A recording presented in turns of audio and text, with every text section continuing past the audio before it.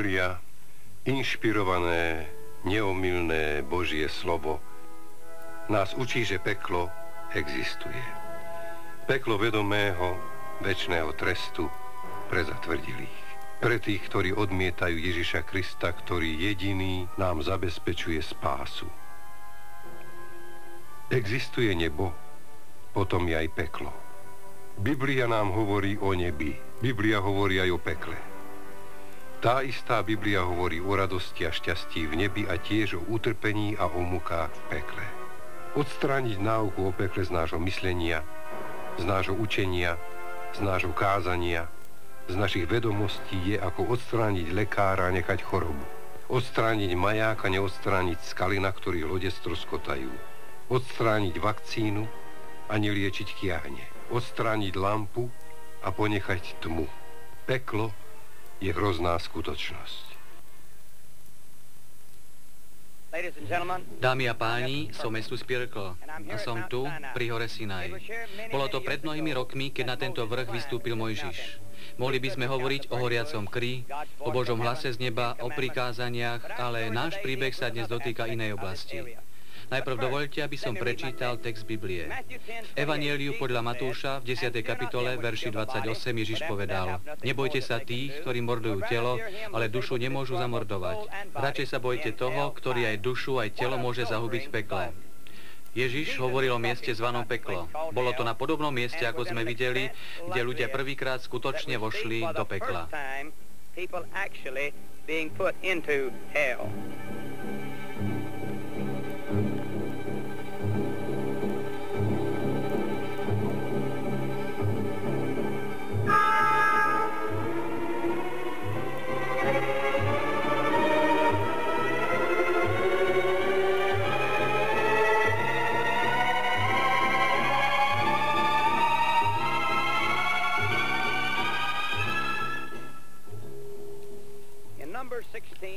V 4. knihe Mojžišovej, 16. kapitole, veršoch 16 až 34, prvýkrát čítame v Biblii o ľuďoch, ktorí išli do pekla. Keď izraelský národ putoval nekonečnou púšťou, traja vplyvní izraelskí vodcovia, Kórach, Dátan a Abirám, sa búrili proti vodcom, ktorých určil Boh, proti Mojžišovi a Áronovi. Mojžiš im hovoril, že sa nebúria proti človekovi, ale proti Bohu. A Mojžiš ich varoval, že im Boh ukáže, na čej strane stojí, kto je jeho. Mojžiš, teraz si o sebe myslíš? Hovoríš, že si svätý. A čo my? Sme svätí takisto ako ty.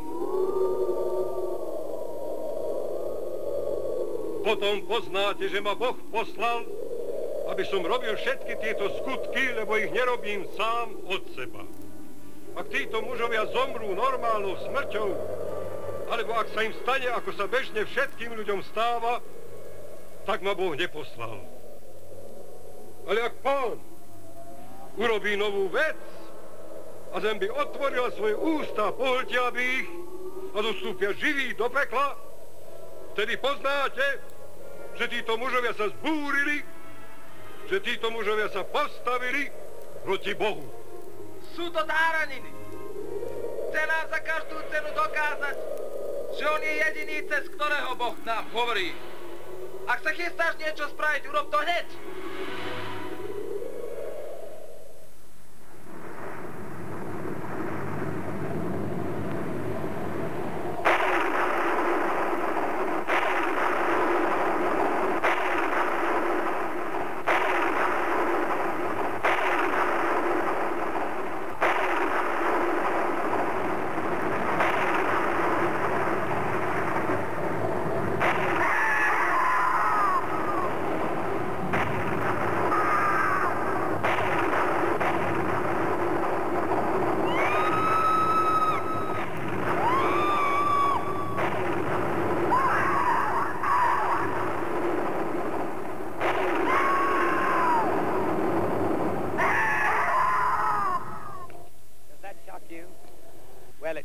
Šokovalo vás to?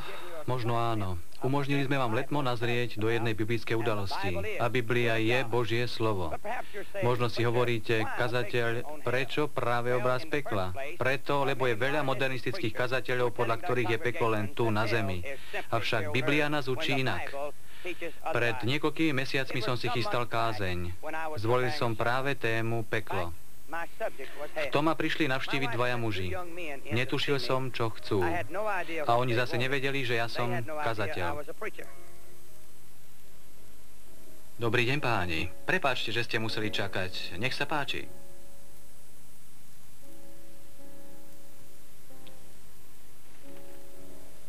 Iste ste neprišli za mnou len tak pre nič za nič v túto ráno hodinu. Prosím, čo máte na srdci? Chceli by sme s vami hovoriť na tému Ježiš. Výborne. Chcete vydať svedectvo o svojom pánovi? Svedectvo? Ja nechcem svedčiť. A čo to je svedčiť? Znamená to hovoriť ľuďom o Ježišovi, aby nemuseli ísť do pekla. Skutočne? Vlastne, my sme chceli s vami podiskutovať o proroctvách. O tom, čo sa stane podľa tejto knihy. Ukážte, aká je to kniha? Kniha doktora Longa.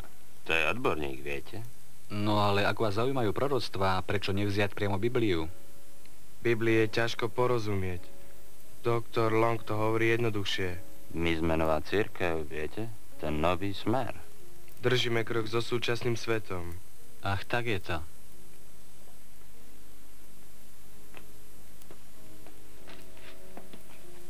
Táto Biblia učí o doslovnom pekle, kde hriešnici horia stále a na veky. Aký názor na to máte vy? Podľa doktora Longa, Boh by neodsúdil nikoho do horiaceho pekla. V Biblii však Boh hovorí, že áno. V Biblii predsa nie je nič také. Zlí pôjdu do podsvetia. A to je, podsvetie je jednoducho hrob. Naozaj? Kde ste sa to dočítali? V gréckom origináli. A v našej preloženej verzii slovo peklo znamená hrob. A vy ste čítali grécky Nový zákon?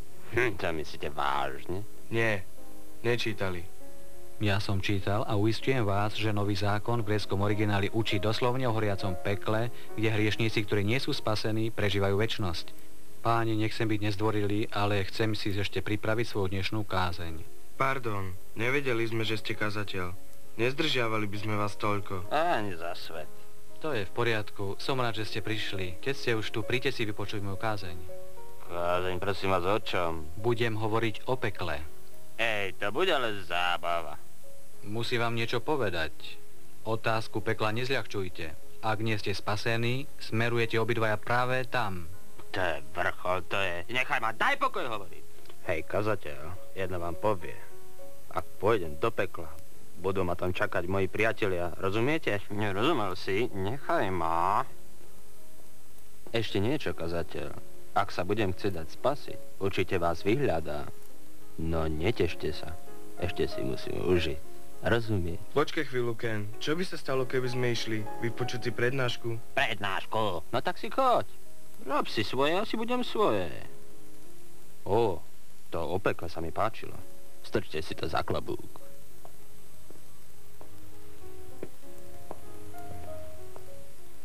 Prepáčte, kazateľ.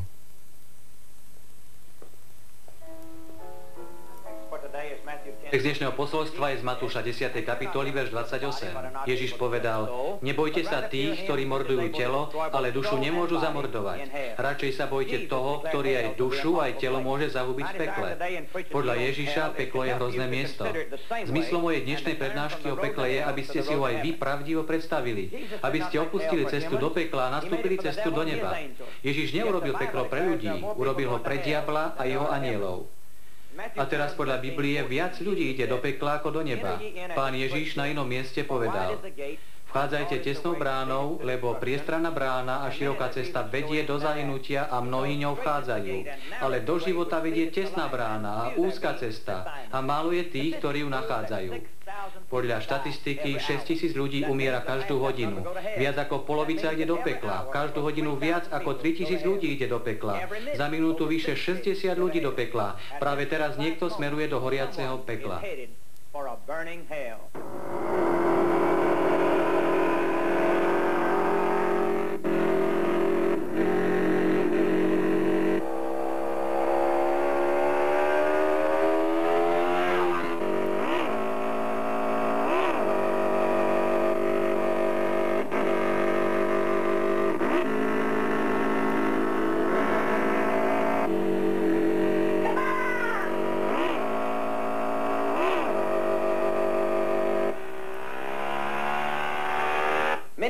Mnohí nemajú vôbec v pláne ísť do pekla. Mohli by byť všetci spasení.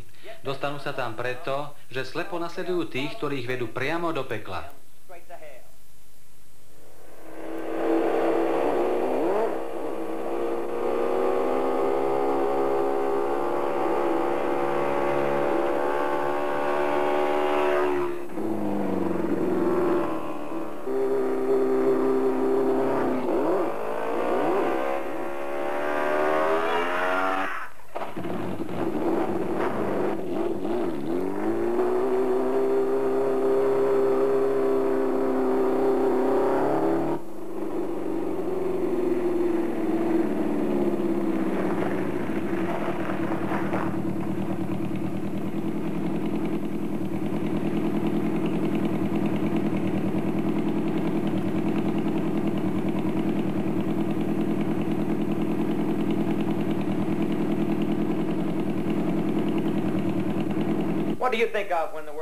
Čo si predstavíte pri slove peklo vy?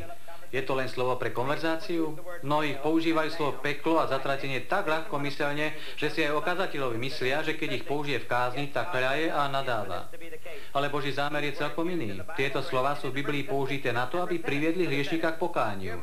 Tu v Marka 16:16 čítame: Kto uverí a bude pokrstený, bude spasený. Zjavenie 20:15. Ak niekto nebol zapísaný v knihe života, uvrhli ho do ohnivého jazera. Znie vám to tiež tak? Prepáčte na chvíľu, prosím.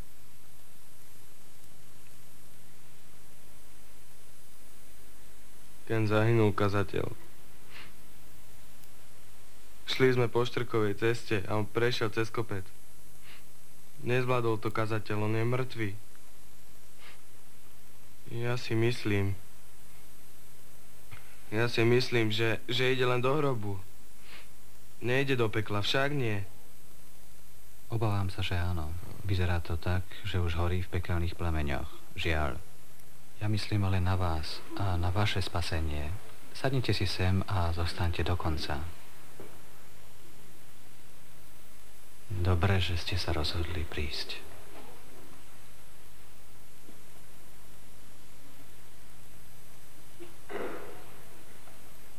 Ste práve svedkami jedného príkladu našej dnešnej témy. Náhla zmena života v smrť.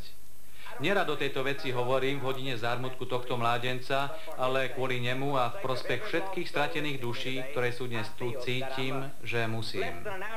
Ani nie pred hodinou priateľ tohto muža mi povedal: Kazateľ, ja sa nebojím ísť do pekla, lebo keď tam pôjdem, privítajú ma tam moji priatelia.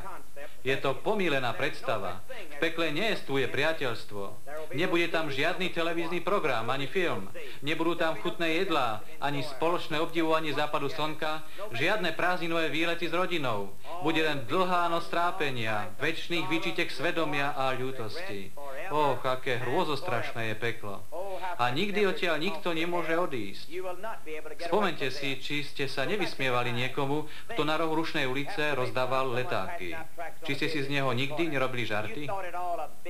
Dobrý večer, nech sa páči, evanjelium, vezmite si. Dobrý večer, priatelia. Príjmite leták o znovuzrodení a o 3 krížoch na Golgote. Som veľmi rád, že som vás tu stretol. Dobrý večer, nech sa páči, vezmite si. Dajte s tým pokoj. Priatelia, hovorí sa tu o pokání, o znovuzrodení. Chcem vám o tom povedať a chcem vám pomôcť, aby ste našli cestu spasenia. Existujú 2 životné cesty. Jedna je do neba, druhá do pekla. Kto sa dostane do pekla, ten bude stále horieť. Biblia hovorí, že tam červy neumierajú a plamene nehasnú. Kam pôjdeš ty, ak by si umrel dnes? Čo to hovoríte, človeče? Ušetrite tie letáky pre malé deti. Iste si ich radi vezmú.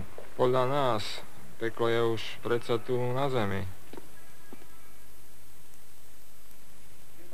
Mnohí priznávate, že ste už viackrát počuli svedectvo, nie ste však spasení. Prečo? Prekážkou niektorým z vás je obava z toho, čo na to povedia priatelia, keď príjmete Krista. Spomente si, čo povedal Ježiš v Evanjeliu Marka v 8. kapitole verši 38. Kto by sa hanbil za mňa a za moje slova v tomto cudzoložnom a hriešnom pokolení, za toho sa bude hanbiť aj Syn človeka, keď príde v sláve svojho Otca a so svätými anielmi. Či nechcete byť zachránení? Hanbíte sa svojich priateľov? Hľa, čo zostane z priateľstva v pekle. Z knihy proroka Daniela je známy pozemský život kráľa Balsazára. Aj po smrti žil s priateľmi. Aké to muselo byť pre ňo prekvapenie, keď stratil všetku svoju kráľovskú moc a démoni ho dopravili do pekla. Pozrime sa tam na chvíľu. Daj preč tie špinavé ruky.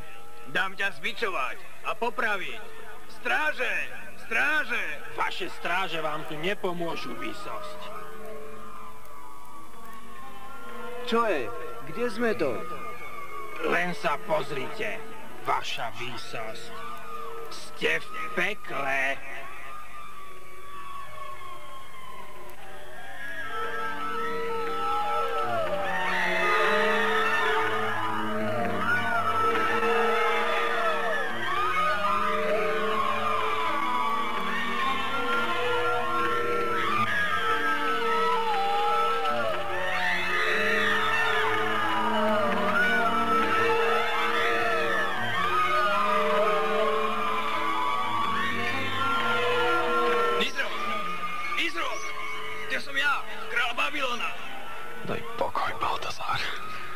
Tebe som na tomto mieste.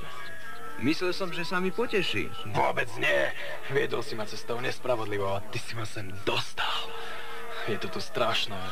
Ja ťa nenávidím. On ma predsa mal rád. Vždy pre mňa všetko poslušne urobil. Uvidíte, že tu nikto nikoho nemá rád. Veľkou vášňou v pekle je nenávidieť kráľu. Takto to nájde v pekle každá zatratená duša. Žiadna láska, len nenávisť. Sestra nenávidí sestru a brat brata. Baltazar vidí nespočetné množstvo tvári. Sú tam stovky tých, s ktorými sa zabával. Bez ohľadu na to, akí boli veľkí na zemi, či faraón, kráľ alebo generál, každý je zredukovaný iba na jednu z trpiacich duší s hrozným údelom večného súženia. A toto platí rovnako o všetkých, ktorí nie sú spasení. Nie je žiadnej inej alternatívy. Je len jedna odpoveď. Peklo.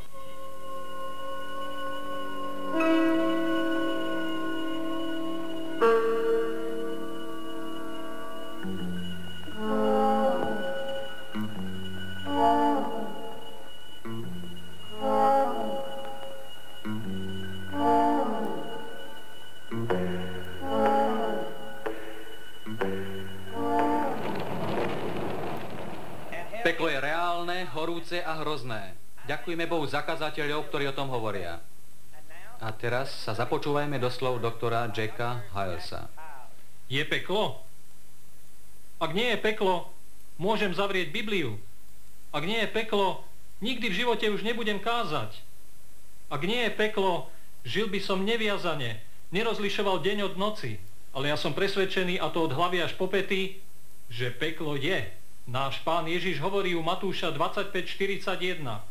Potom povie tým po ľavici: odíďte odo mňa zlorečení do večného ohňa, pripraveného pre diabla a jeho anielov. A znovu hovorí o tom mieste u Marka 9, kde červy neumierajú a plamene nehasnú. Peklo je miestom večného ohňa, miestom večného trápenia, večné trápenie zlého svedomia, páľava nesplnených túžob. Peklo je miestom zúfalého volania, kde ľudia budú zúfalo nariekať a kričať: puste nás, puste nás, puste nás von pred ten biely trón spravodlivosti Božej, aby sme sa mohli znovu, aby sme sa mohli pripraviť na smrť, lepšie pripraviť. Ste pripravení? Predpokladám, že toto nie je vaša prvá šanca. Väčšina z vás si iste pamätá na podobné pozvanie k Bohu v minulosti, ktoré ste však odmietli.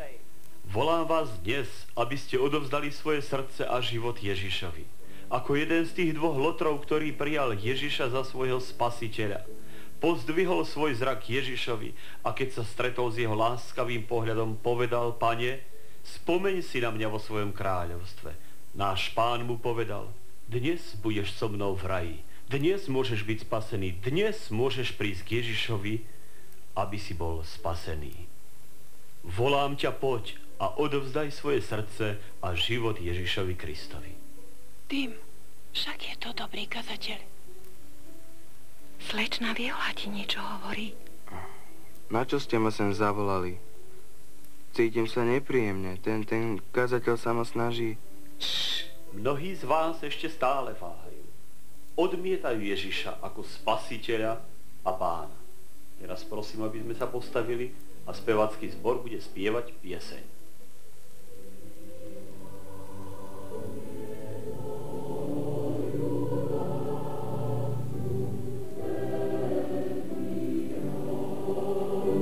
Volám vás teraz, aby ste sa rozhodli pre Ježiša Krista. Rozhodnite sa teraz. Tento kazateľ ma znepokojuje. Naša cirkev nás nikdy nejako nestrašila. Mne sa štýl nášho kazateľa páči. Podľa neho každý je Božím dieťaťom. Ale tým váš kazateľ sa mýli. Jediný spôsob, ako byť spasený, je krv Božieho syna Pána Ježíša Krista. Je toho naraz veľa. Tým veľmi ťa ľutujem. Keby ste len vedeli, aké hrozné je odmietnúť Krista a ocitnúť sa v pekle. Ja som nepočúvala. Je to tu strašne neznesiteľné. Moja duša, hrôza.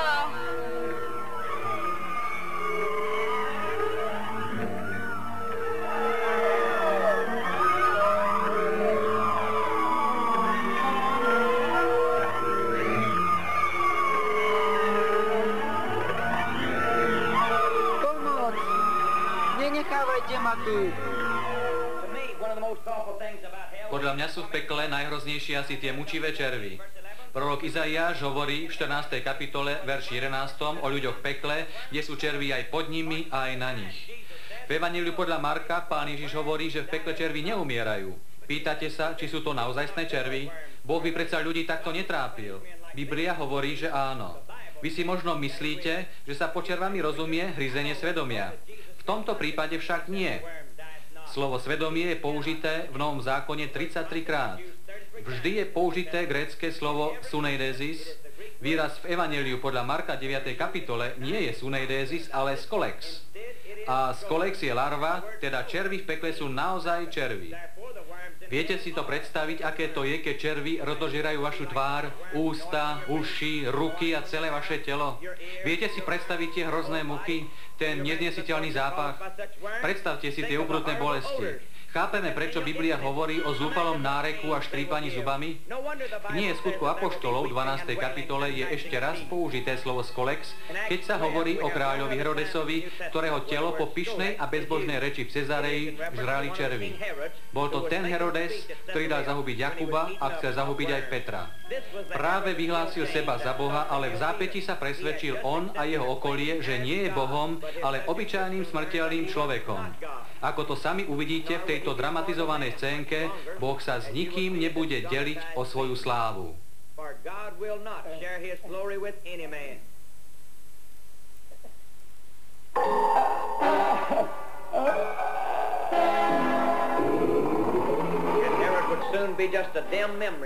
Herodesova sláva zhasla ako sviečka v prievane hneď potom, ako sa červy pustili do jeho orgánov a hostili sa na jeho čiernom srdci. Aká je to hrozná skutočnosť, aké strašné sú to muky. Hnusia sa vám tieto pocity? Pouvažujte, či by nebolo lepšie nikdy sa toho nedožiť a radšej byť o to uchránený. V Evanjeliu podľa Lukáša, 16. kapitole 19. až 31. verši, Pán Ježiš hovorí o dvoch mužoch. Jeden sa volá Lazar, meno druhého nepoznáme. Vieme len, že to bol bohatý človek. Niektorí si myslia, že je to podobenstvo. Nie je to podobenstvo, je to príbeh dvoch skutočných ľudí, ktorí žili na tejto zemi a po smrti šli na dve skutočné miesta, aby tam žili na veky. Zamýšľame sa nad bohatým človekom a nad žobrákom Lazarom. Radi by sme vám predstavili najprv boháča, ktorý sa v tomto filme bude volať Davies. Davies rád chodil na výlety s priateľmi a so svojimi 5 bratmi, hlavne preto, aby im ukázal svoju dôležitosť. Boháč mal doslova 1000 akrov pôdy, na ktorých si jeho otroci zodierali prsty až po kosť. Avšak Daviesa tieto neľudské pomery netrápili. Jemu išlo o to, aby vychutnával slasti života. Príležitostne o jeho cesty zaviedli do sveta ako vystrihnutého zo sna, do mesta červených ruží. Je to na vrchu Seil a Sélach zo Starého zákona, ale Davies neobdivoval túto krásu. Aj tu získaval nezískaval peniaze nečestným spôsobom. Filip a Natanael, učeníci Ježišovi, kázali raz v blízkosti domu bohatého muža. We're holding a service one day near the home of the rich man.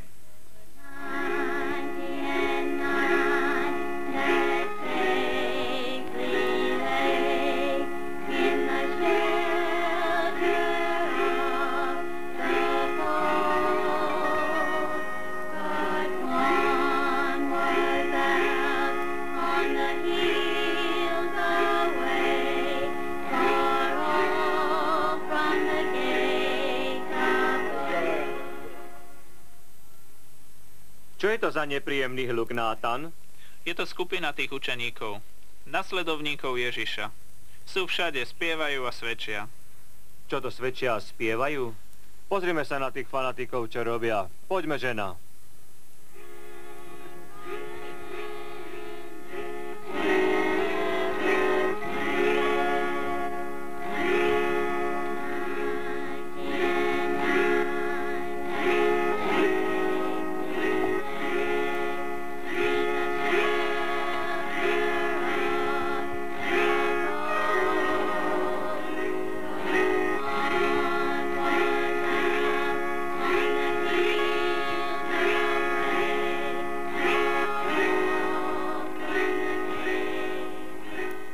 Oslavujte slávne meno Ježiša z Nazaretu.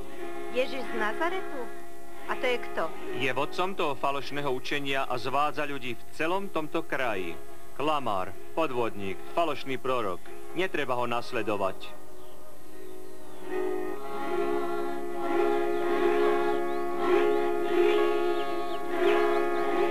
Ďakujem, Dán. Teraz k vám prehovorí môj drahý priateľ Natanael. Vďaka, Filip. Ďakujem. Viete, ako učeník Ježiša z Nazaretu, musím vám povedať o našom poslaní. Našou úlohou je kázať Židom aj pohánom, že on, Ježiš, je ten dobrý pastier, ktorý prišiel spasiť ľudí od hriechov.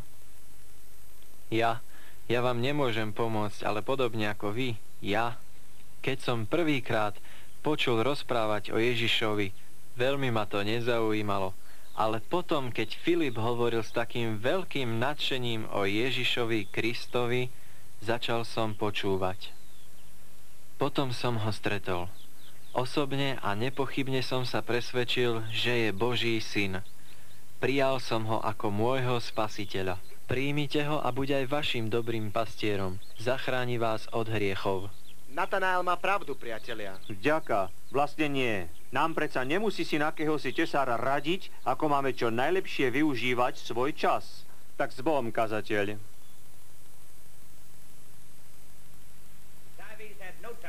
Davis nemal čas nikdy pre nikoho, kto nedosahoval mieru jeho nárokov. Vždy si však doprial času pre osobné radovánky. Pozorujeme Davisa a jeho priateľov počas jedného ich veselého dňa. Chystajú sa sledovať gladiátorov pri ich krvavých a vražedných skutkoch. Čo to tu dnes uvidíme? Skupinu otrokov majú pozabíjať gladiátori. To bude zase zábava. Choďte už, choďte.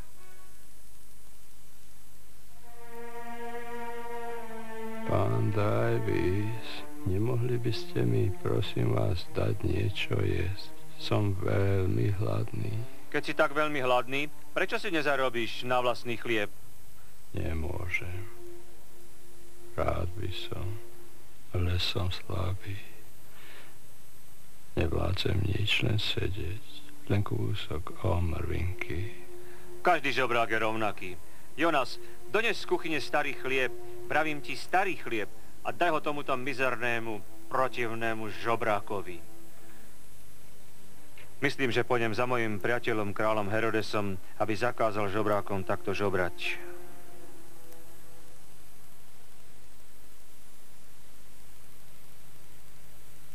Natan, zaistil si dobré miesta? Dali nám najlepšie miesta, priamo tam gladiátori prebodnú srdcia padajúcim otrokom. Výborne, skvelé. Vráťme sa teraz domov. Dúfam, že ten mizerný žobrák sa tam už nebude povaľovať pri bráne.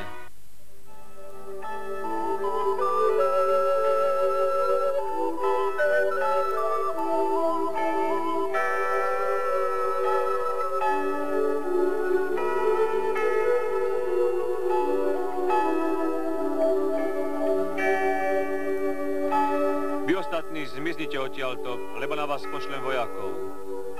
A čo ty, Lazar? Ty si ešte stále tu? Nemáš svoj domov? Nie, pane. Nemám. Ale raz budem žiť v nádhernom dome s mojím pánom. Ak sa odvolávaš na môjho dobrého priateľa, kráľa Herodesa, prečo si od neho tak ďaleko vzdialený? Mám na mysli pána, ktorým je Ježiš. Ježiš z Nazaretu. Myslíš, že by ti vedel pomôcť? On mi už pomohol. Dal som mu dušu a on ma spasil. Nejako sa mi to nevidí. Vyzeráš chorý, hladný a bezmocný. Také je moje telo.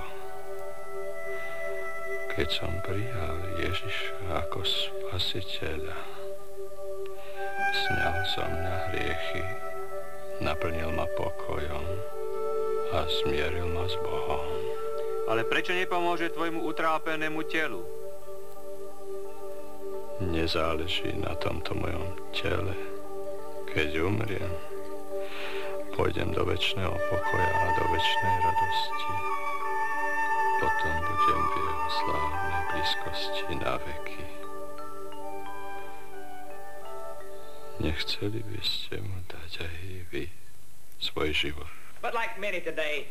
Tak ako mnohí iní, ani Davies nemal nikdy čas pre hľadanie spasiteľa. Staral sa predovšetkým o prípravu veľkého banketu pre dôležité osobnosti, ktoré pozval. A títo hodnostári prislúbili, že prídu. Bol tam smutne známy Ponský Pilát, kráľ Sýrie a jedna z jeho žien, Lacinias, bohatý obchodník z Týru, kráľ Herodes s kráľovnou Herodiadou, Abato, rímsky senátor, a samozrejme Davies, spoločnosti žien. A na veľké prekvapenie pani Daviesovej, Kajfáš, najvyšší kňaz, pred ktorým mal boháč rešpekt. Ešte sa uvidíme. Ďakujem za tvoj štedrý dar, ktorý si venoval chrámu. Prosím. Rozhovor Daviesa s Kajfášom sa týkal hlavne Ježiša. To bol veľmi nepríjemný predmet pre oboch, židovského kňaza i boháča. Prečo sa vlastne vyhlasoval za Božího syna? Na to, že je už ukrižovaný, sa o ňom ešte stále veľa hovorí. Chcem ti povedať, Kajfáš, ak odstránime takých ľudí, ako je Ježiš z Nazareta, bude sa nám tu v našej krajine lepšie žiť. Ďakujem ešte raz za tvoje dary. Vráťte sa, dievčatá.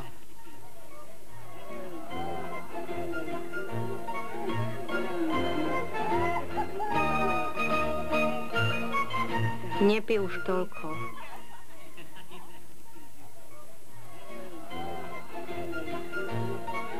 Čo sa deje, chlapci? Práve zomrel. Lazar, ten žobrák. Chvala Bohu. Hostia už prichádzajú. Máme tam poslať sluhu odstrániť mŕtvolu? Áno, samozrejme. Lazar už ležal mŕtvý, úplne prikrytý tmou, a to Davies nemohol vedieť, že v okamihu jeho smrti prišli k Lazarovi nebeské bytosti a odviedli ho do nebeskej slávy. Vítaj doma, Lazar. Už sme na teba čakali.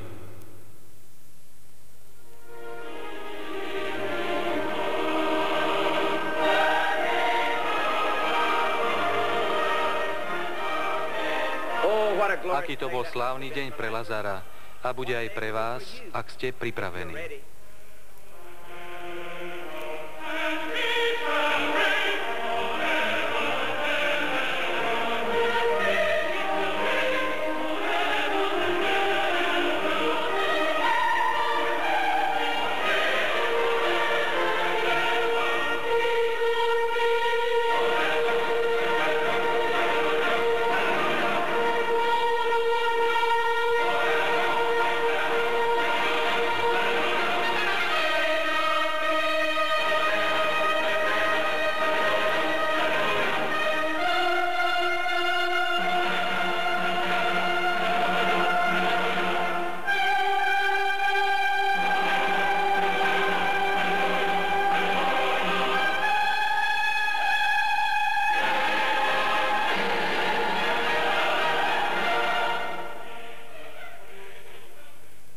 Vítaj doma, Lazar. Už sme na teba čakali. Odteraz nebudeš ani hladný, ani smedný, ani chorý už nebudeš. Ale cez všetky veky večnosti budeš sa radovať z požehnaní Pánovi.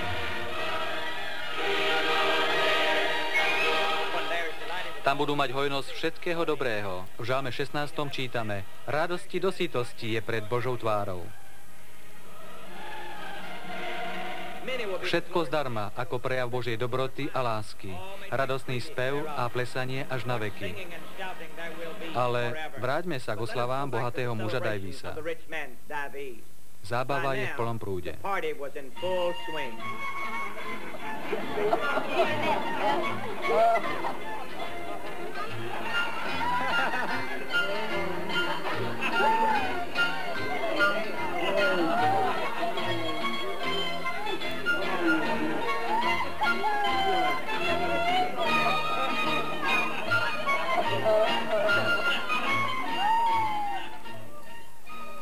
Ticho. Ticho, prosím. Chcel by som predniesť prípitok na nášho kráľa, Herodesa.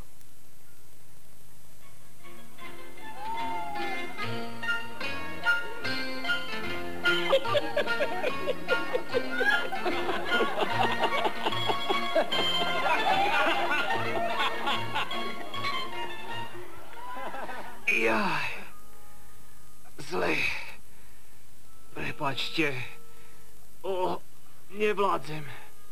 Veľa som pil.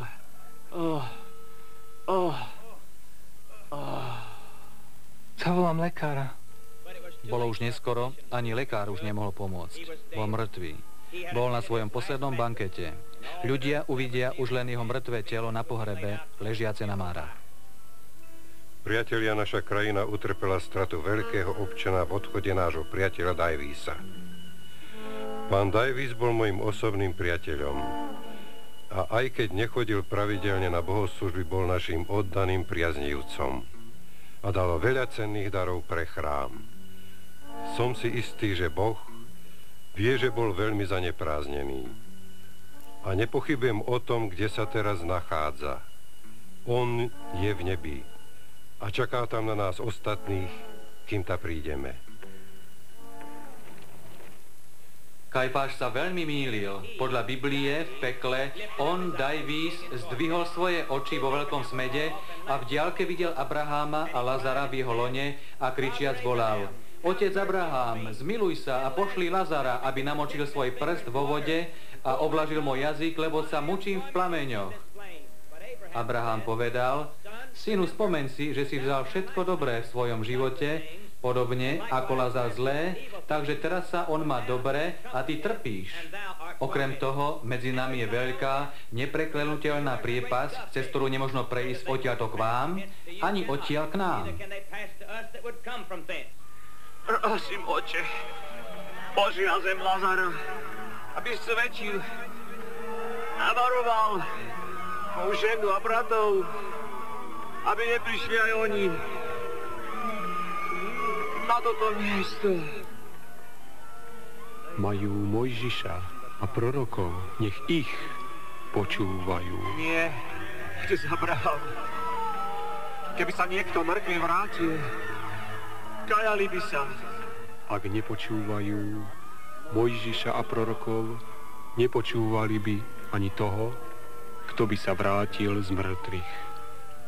Prečo boháč tak úzkostlivo chce svojich bratov varovať pred peklom? Mal ich azda tak veľmi rád? Asi nie. Myslel aj teraz na seba.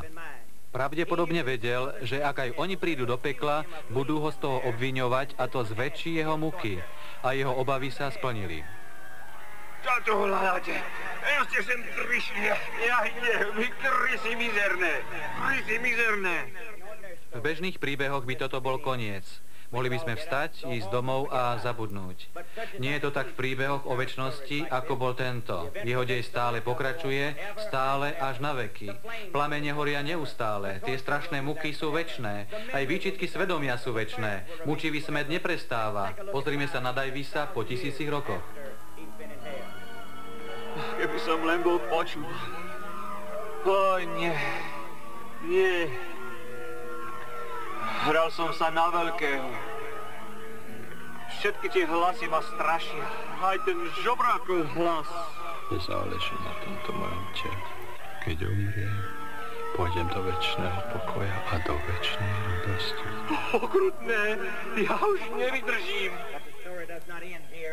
Tento príbeh sa tu však nekončí. V tejto chvíli, v 20. storočí, kým sa my tešíme z pozemského života, boháč trávi 2000 rokov v mukách.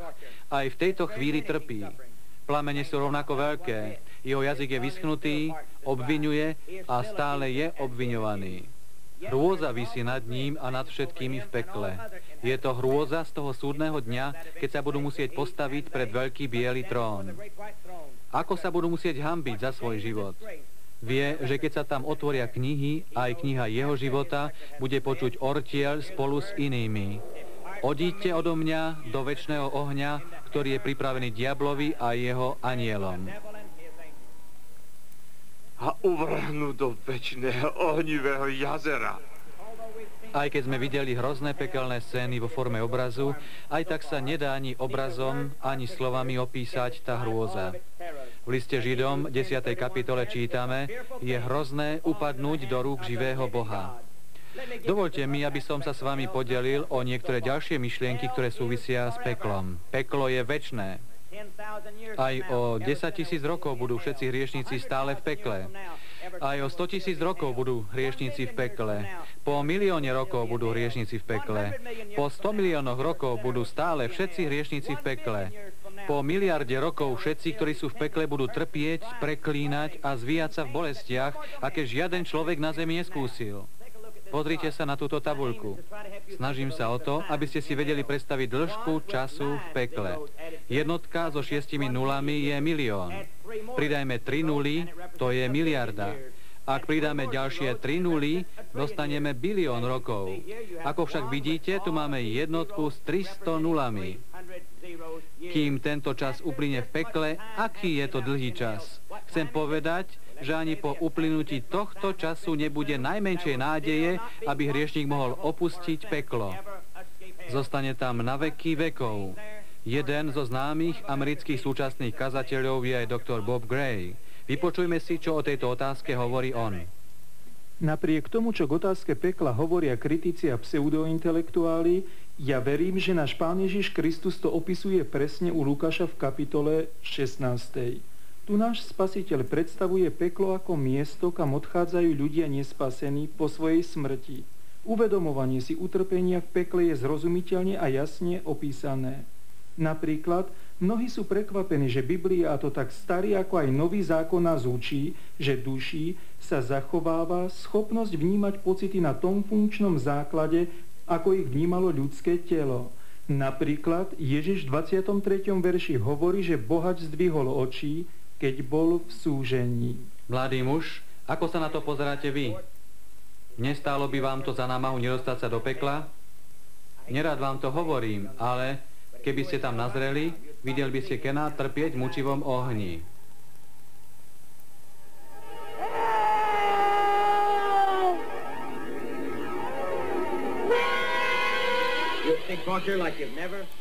Videli by ste utrpenie, aké ste ešte nevideli.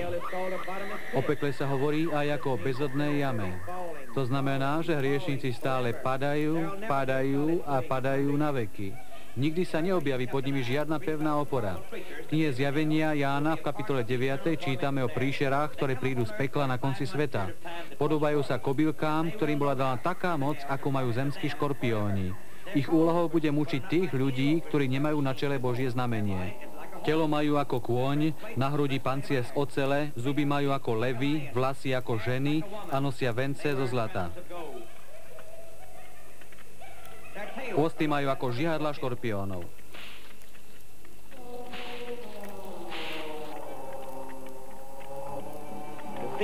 Chvílenie zatratených vám bude znieť vo vašich ušiach na veky. Spomente si na Ezava. Ja som predal svoju dušu za misu šošovice. Uvidíte všetkých hriešníkov, ktorí sú v pekle.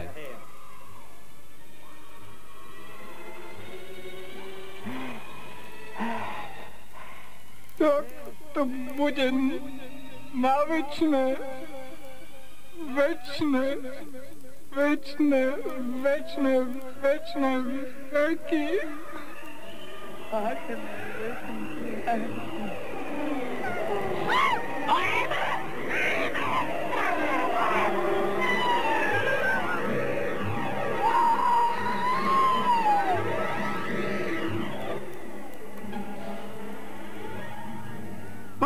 Počkaj, Mojžiš, práca! Ja som to tak nemyslel. Práca! Spoločenstvo v pekle je príšerné. Budú tam vrahovia všetkých vekov. Pred mnohými rokmi, keď zem bola ešte celkom nová, čítame o prvej vražde v Genesi 4. kapitole. Kain sa zhovaral s Ábelom, svojim bratom, a stalo sa, keď boli na poli, že Kain zabil svojho brata Ábela.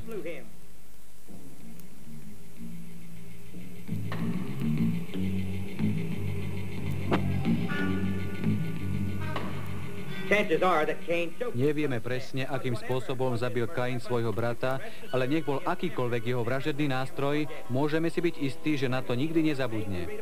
V knihe Kráľov čítame o inom vrahovi. Hazael zabil svojho kráľa Hadada, ktorý ležal chorý v posteli. Hazael vzal hrubú látku, namočil ju do vody a pritlačil ju na Hadadovú tvár, až kým nezomrel. Sú tam Achab a Jezábel, zlá kráľovná Atália, faraón známy z knihy Exodus a ďalší vrahovia starého a nového zákona. Sú ich tisíce, o ktorých by sme mohli hovoriť. Spomeňme však ešte jeden príklad. Vrahovia Jána Krstiteľa. Herodes, Herodiada a Salome boli hlavnými postavami. Ten, kto odsekol hlavu Jána Krstiteľa, tiež patrí k ním. Všetci sú tam. Priatelia, zamyslite sa nad peklom. Keby si tam teraz boli vy, určite by ste to vzali vážne. Videli by ste tam aj tých vrahov, ktorých spomína Biblia.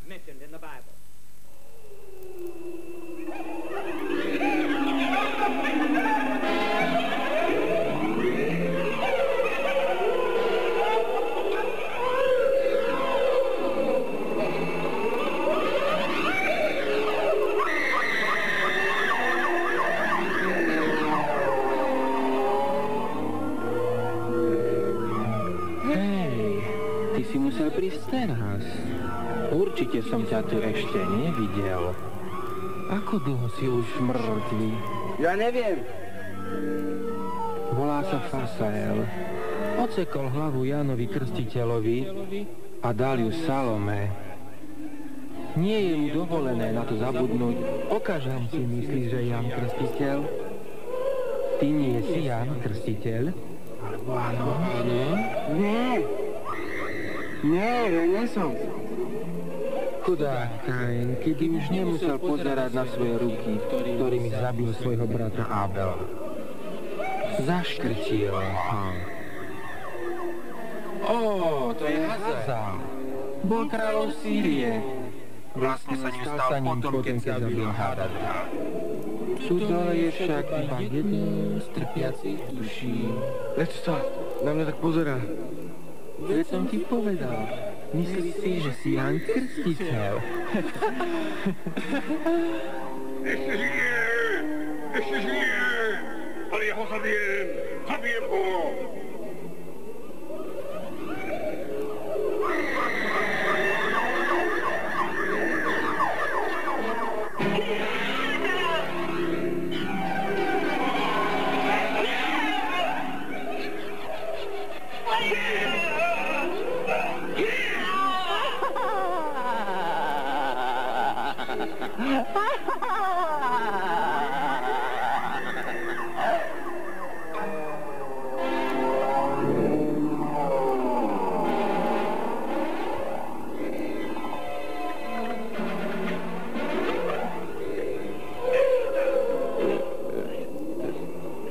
Ježiš, pomôž mi. Pomôž, ja tu nechcem byť.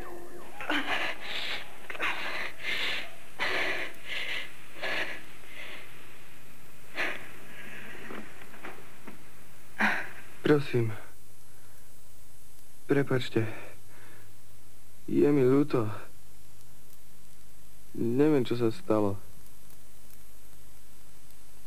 Mladý muž, vidím, že čo som vám hovoril o pekle, na vás zapôsobilo. Ďakujem za to Bohu. Neviem, ako uvažujete, ale nech sú vaše predstavy o pekle akékoľvek. V skutočnosti je to horšie. Teraz záleží len na vás. Boh vás chce spasiť, ale vy sa mu musíte odovzdať. Najlepšie, ak teraz prídete dopredu a budeme sa modliť, aby vás Ježiš zachránil. Je to najdôležitejšie rozhodnutie vo vašom živote.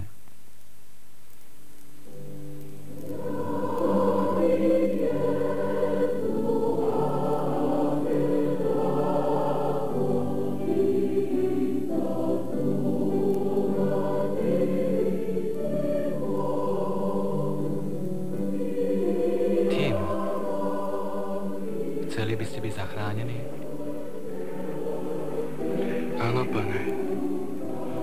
Potom vám prečítam z Jánovho evanjelia zo 6. kapitoly, verš 37. Všetko, čo mi dáva Otec, príde ku mne. Ak to prichádza ku mne, toho nevyhodím. Dovolíte Ježišovi Kristovi, aby vás zachránil? Áno, Pane. Tak o to požiadajte. Pane, Ježišu Kriste, odpusť mi, Pane. Prehovoril si k môjmu srdcu.